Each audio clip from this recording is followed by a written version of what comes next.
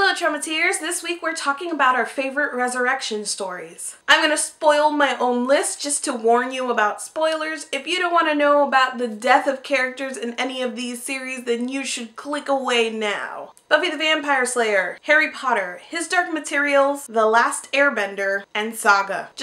You have been warned. I'm not going to go into detail about any of these plot points, but you will know that a character dies and comes back to life, because that, my friends, is what a resurrection is. So first we have, and I feel like this might be a little bit of a surprise, but we do have Buffy's resurrection, but I'm actually going with my favorite being the season 6 resurrection, starting in Bargaining Part 1. Her season 1 resurrection was great, but it dealt much more in the short term, and I felt that it was lighter in a way that the season 6 one wasn't. Bargainings Part 1 and 2 and Afterlife team up to be probably the best start of a season that we saw during Buffy's run, which is hilarious considering how that season devolves afterward. Her death in The Gift was perfection, and I thought maybe I wouldn't like it because she was dying again, and resurrection is kind of one of those plot points that you really can't repeat very often or beat the viewer over the head with, but it was wonderful. It felt really faithful to the story,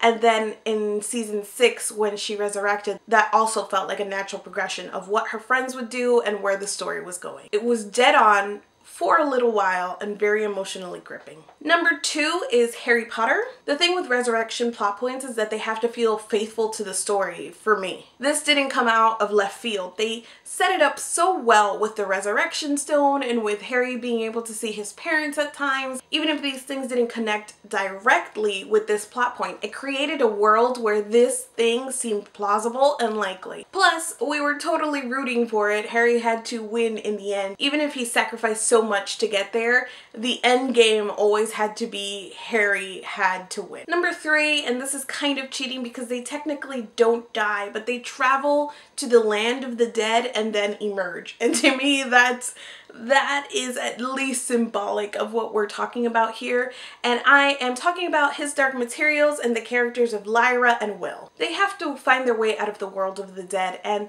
what that says in the larger story, the way that they have to share stories and how it encourages people to live their life and to the fullest. I love that commentary, and I think it was one of the brighter spots of the entire trilogy. Plus, you have the scene where they have to separate from their demons, and it was just heart-wrenching. Number 4, I have the Avatar.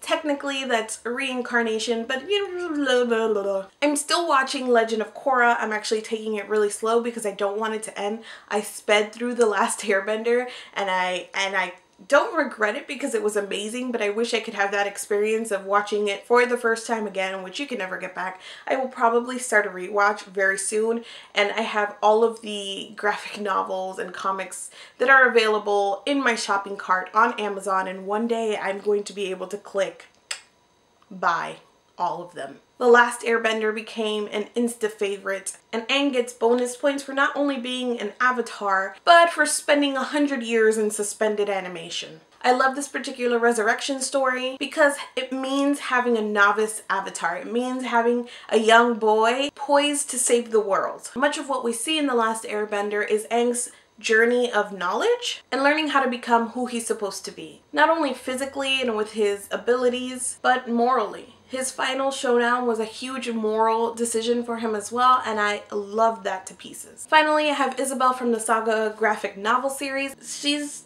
a ghost, so maybe this is technically cheating again, but she was dead and now she's not, so boom. The characters specifically in Saga are so bright and so wonderful, especially the supporting characters. And that's my list. Don't forget that you can now participate in Segue Magic by uploading your own video with answers to this week's topic, which again is favorite resurrection stories. You can post your video up on Saturdays, which we are calling Segue Magic Saturdays. Leave a link to your video either on this video, or you can upload it to Tumblr and hashtag Segue Magic. We will find all of the participants' videos, put them in our wrap-up post. We will be back next week with a new topic. You will see Sweeney's face on Monday, Kirsti's face on Wednesday, and my face again on Friday. Thank you so much for watching this video, and I will see you guys soon.